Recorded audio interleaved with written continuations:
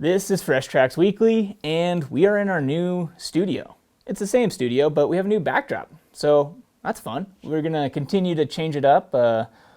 We have this mobile wall, so we can mount stuff to it. Yeah, we'll keep changing it up, try to make it look cooler. But for right now, we got this new look. So I'm going to use this episode to announce a pretty exciting change for Randy's content in the upcoming season. We decided for this year we're going to focus exclusively on hunting exotic species. So we leased out this ranch in Texas, and we have all sorts of different things on there. They have hogs, axis deer, nilgai, gemsbok, narwhals, kudu, and of course elk. So we have feeders that are already strategically set up so we can pre-position our cameras to make sure we get all the kill shots. There's a 12-foot fence surrounding the entire 60-acre property to keep all the trespassers out. And the best part is we have two different bench rests set up at the lodge, one with a crossbow and one with the 6.5 Creedmoor. So Randy can just lay down on the respective bench rests, and we can have an even mix of long-range kill shots and archery kill shots for a kill shot reel. So yeah, I'm pretty excited about it. And just in case you're new here, make sure to refer to the date that this video was released. All right, this week for me, I went out and did a little shed hunting. This is the first time I haven't been skiing or ice fishing in a while, so looking for antlers with my wife Kara and our friends Logan and Rachel. And of course, never fails, Logan found way more than anyone else, but Kara did find the shed of the trip. It was a pretty cool brown elk horn. It was missing a third, which was interesting, but super nice bull regardless. Also kind of hilarious, we randomly ran into Jace out there. Neither one of us knew that we were going to be in the area on a hike nonetheless. We were just out hiking in the middle of nowhere, ran into Jace. So weird, small world. Apparently like-minded. They also found a few nice sheds, so that's great. This also brings up one of those examples where I wonder, was the fact that we were out there looking for sheds harmful for the wildlife?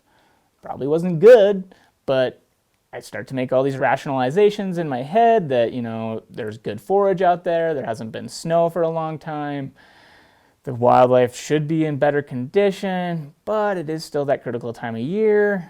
I don't know, I battle with this in my head all the time. It kind of brings up that whole point of if there's going to have to be regulations. I hate to have to regulate stuff, but it's like maybe I'm my own worst enemy. I don't know. I like to think that it wasn't harming wildlife, but hard to tell. Hard to tell. Anyway, moving on. The rest of the crew, Matthew was out in Oregon going razor clamming. This is super cool. I'd never have done this. I'd like to go do it, but they were able to go out, him and his girlfriend Lillian, and they took home 17 of these tasty little mollusks. So that's cool. And Michael also was able to get his jet boat, which is pretty exciting. Look at that thing. That's sweet. I'm super jealous. I'm sure we're going to see some adventures from MP and his JB soon. But for now, here's some headlines. Tennessee just expanded one of its wildlife management areas by 850 acres. The Nature Conservancy and the Conservation Fund were able to acquire this property, and they are going to convey it to the Tennessee Wildlife Resources Agency. This is the state wildlife agency. So it's going to expand the existing 43,000 acre North Cumberland WMA by 850 acres. And the Rocky Mountain Elk Foundation was also a key partner in making this happen, and they made sure to note that it's within the Tennessee's elk zone. So in addition to providing elk habitat, it's also going to provide a bunch of other wildlife habitat, and it's going to serve as this nice corridor between existing public properties. Cool stuff. But update on the corner crossing case in Wyoming. This is the case where 4 hunters used a ladder to cross from one piece of public land to another piece of public land, crossing over the private landowner's airspace. So it's going to court. So the hunter's attorney filed a petition to the U.S. District Court for Wyoming asking that the judge moves it to a federal venue. Moves the civil case particularly. Basically, if the hunters get this moved to a federal court, the outcome of the case will likely set precedent over a larger area. This is significant because if it stays at a local court and the hunters win, the Wyoming state legislature could introduce laws that would hamstring the public's ability to actually corner cross. But if the hunters win at a federal court, it's way more likely to set precedent. It's way more likely to allow corner crossing as a legal method of access. Time will tell. We will see. Last week, we mentioned that Wyoming was moving towards more liberalized harvest of mature bucks. So we got a little more clarity on this. And the whole idea was kill big bucks to reduce CWD. Basic premise. But the clarity is that a Wyoming game and fish biologist stated that the goal within the certain areas of Wyoming, so not the entire state, but certain areas, is to decrease the buck-to-doe ratio down to 6 bucks per 100 does. And this will be a minimum of a 5-year experiment. It was also stated that the increase of just 25 tags per area is probably not going to be enough. So whether it's this year or coming years, we're likely to see those numbers go up and more opportunity to kill big bucks. So initially, some hunters have been pretty upset about the push to kill more mature bucks because typically hunters view a healthy deer herd as one that has a diverse age class and a high buck to doe ratio. That combined with the fact that a lot of hunters like to kill big bucks. Also brought up was whether reaching the stated goal would even be possible at a landscape level. Giving out more permits and allowing rut hunts will certainly increase buck harvest on public lands, but what about private lands? Private lands, the landowner controls access. Outfitters will likely want to manage for mature bucks. You can't force them to kill all the mature bucks on their land. So the question becomes, what will happen on public-private interfaces where the land ownership is mixed, or on large swaths of private land? It's going to be much more difficult to accomplish the goal of having 6 bucks per 100 does. It'll be interesting to see how that shakes out over the next few years.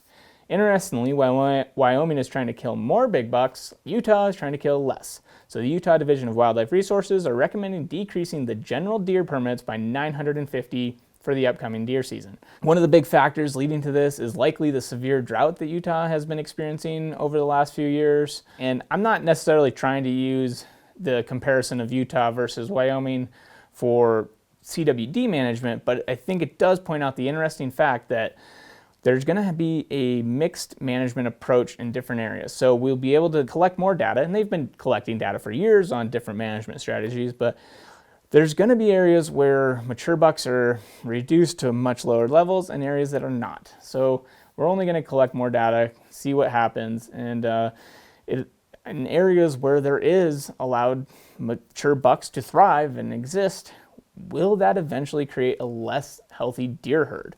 That's the big question. That's what we're trying to prevent. So in those areas, do you see a less healthy deer herd over time? Time will tell. We will see. So for today's deeper dive, Randy is going to talk about the Land and Water Conservation Fund, a little history about it, and some exciting potential ways that they could use the fund for more public access. This week's deeper dive, talking about Land and Water Conservation Fund, and then I feel like you have some insight, which I did just learning about of this different ways that the money can be used. It's like, it seems like it can be used for a lot of different things, but pretty much all good things. Yeah. I don't know the cool part. Land and Water Conservation Fund is the same age I am. Really? 1964. That's when it was created? Yep. And nice. It's the quick and dirty is there's all these offshore royalties, and a portion of it is earmarked for this program. And the notion is, okay, we're depleting one public asset, the offshore oil reserve. Let's go and use that money to increase another public asset, i.e. the land and water that we enjoy. And it's a huge fund. Like, I forget what, like $900 million a year that in 2020, they finally got it permanently reauthorized. In other words, there isn't a sunset on it like there was before. Right. And it's supposed to be fully funded because prior to that, a lot of times it wouldn't get funded. So now we got $900 million a year to be used to fill in some gaps if, say a state agency or a federal agency is trying to do something. Yeah. Hey, you need some extra money to close the deal? Here you go. Very cool. Yeah. And it's hard to like fathom the scale at which it operates, and that's what I found this website, and it's like the best example I've seen of being able to look up projects. It's an interactive map, and it was put together by the Land and Water Conservation Fund and the Trust for Public Lands. And I'm not entirely sure who hosts the website, but I'll put a link in the description. But it's pretty crazy. Like, you can zoom in on this map, and I'd like just go to the link and zoom in wherever you live or wherever you're interested in, and everywhere. Like, I don't think you can go 100 miles and there's not a Land and Water Conservation Fund absolutely project that money went towards it, and they'll tell you like a dollar amount. It might have like a bigger story on it. It's super cool. Like this interactive map is sweet, and so they have like past projects, and then they also have a map of future projects that are waiting to are just in process. So I thought that was pretty cool, and it's just like the best way to actually showcase the scale of which it I think operates. a lot of people don't realize it's used for fishing access sites, for parks and trails, for big in-holdings, like south of us where we're here in Montana. From here to Yellowstone used to all be checkerboard. Along comes LWCF and pays the timber company for a lot of the land we did some trades and other stuff, but opens up hundreds of thousands of acres of access to the public year after year after year after year. Yeah, and that one is crazy. Like the Gallatin, the Custer Gallatin, like the money that's gone towards it, like I should pull it up because it was insane how much money has gone towards towards it. I think it was like $123 million of projects.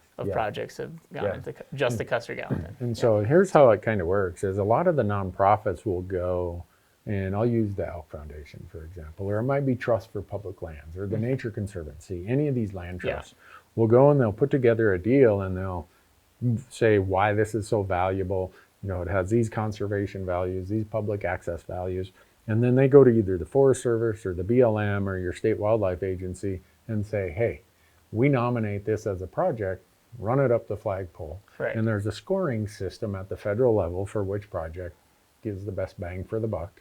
And they go through that and they fund whatever it is. And so if you have really critical landscapes that are in need of, you know, I'll call it funding to keep them connected, to provide public access, they're going to rank a lot higher. And the cool part is now, we can not, it doesn't just have to be the purchase of the land. It can be to purchase a conservation easement or an access easement, because we all know a lot of times an easement is way cheaper. You can get way more bang for your buck in a perpetual access easement than you can of buying and trying to hold the entire piece of land by itself. And so you were saying that they can get perpetual access easement, right? So it's just like forever. And that's like, I feel like a pretty key part of that. That's pretty cool. And it can be augmented with it. I'd say LWCF becomes the backfill of other funds. So I'll use an example in Montana. We've had instances where the state has Habitat Montana money, maybe some Pittman-Robertson money, but there's still a gap. LWCF comes in, fills that gap, and we increase a wildlife management area, something like that. And because like with LWCF or Pittman and Robertson, you have to have like matching funds often to get these projects through. So you can't just like pull from that money. There has to be like a matching source, but I mean, there's a lot of different workarounds. It sounds like. And in that scoring, the more money that's being brought in from nonprofits and from state agencies, the higher it's going to score on the LWCF chart. So the better the chance it's going to get funded. But along those terms, though, I mean, like I mentioned, the $123 million for Custer Gallatin. They also do like city parks and stuff too. Like it goes like it.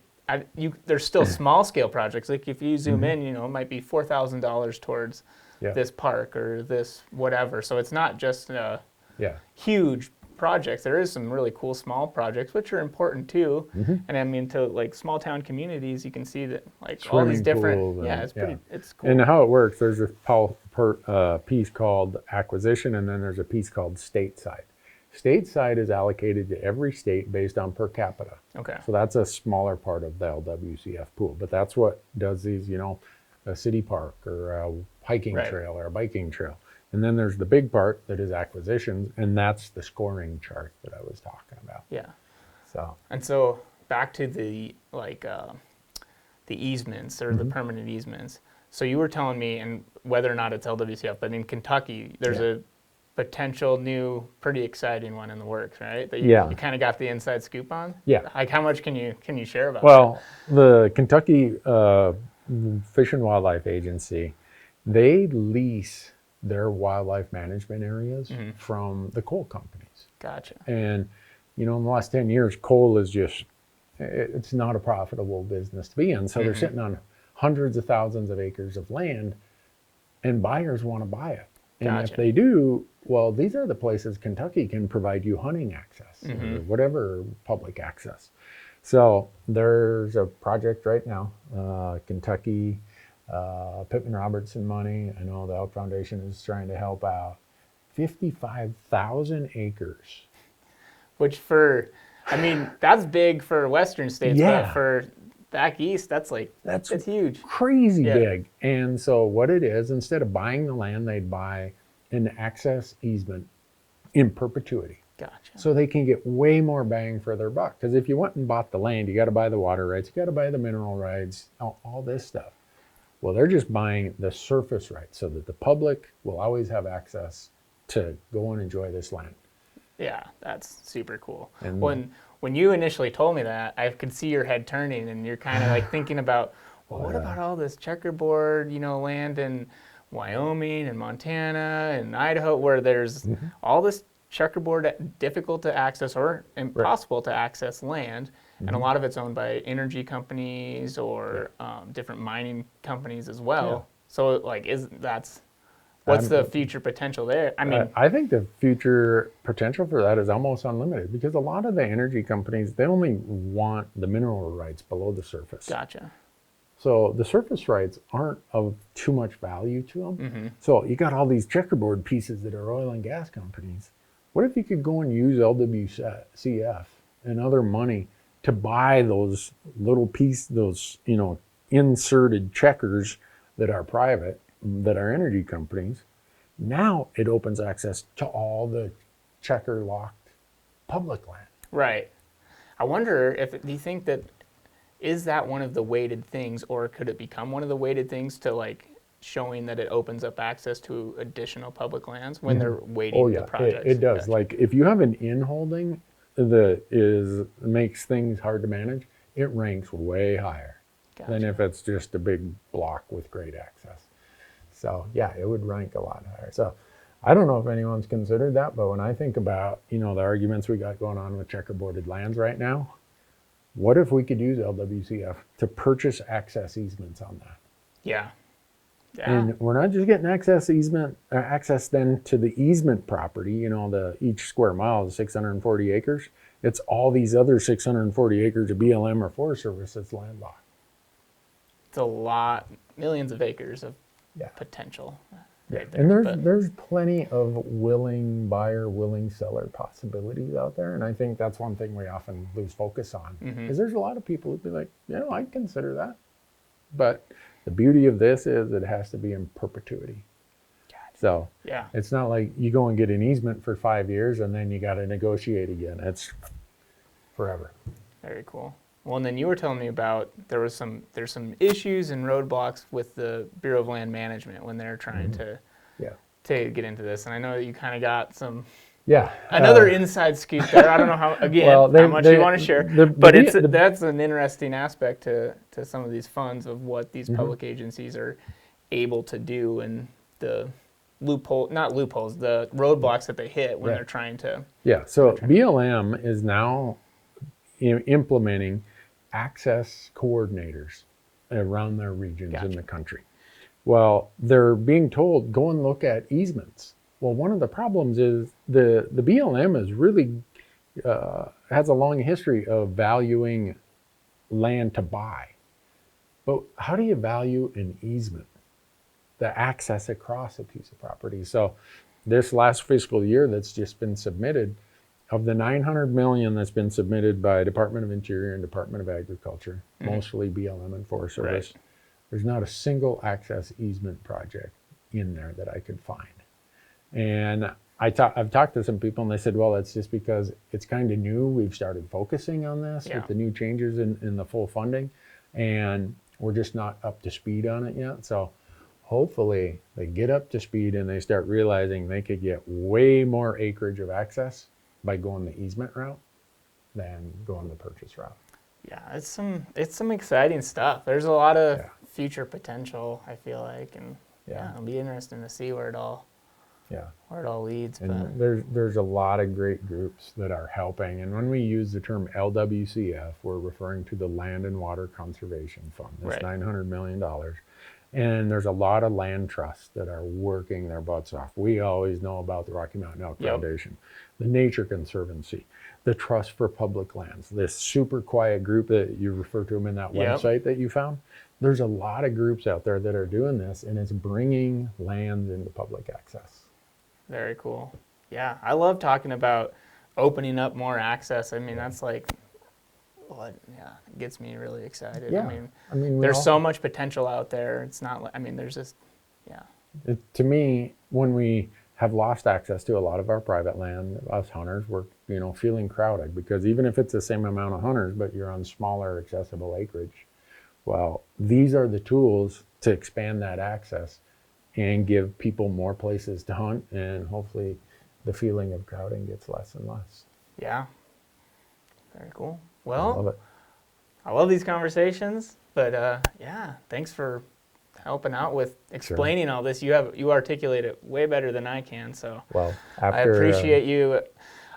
I wish you could just do these segments yourself, but I know your time is so limited. But, no, yeah. I think for me being involved in it for 30 years, Marcus, I would skip over so many things and I just make some assumptions, and I'm glad that you bring it up. But LWCF has been such an empowering and powerful tool in my life. Everywhere I look, where I go and hunt or fish or hike, the footprint of LWCF is on that landscape. Yeah, very cool. Well, if you have any things you want to share with us, any stories we should cover, email at weekly@freshtracks.tv. Thanks.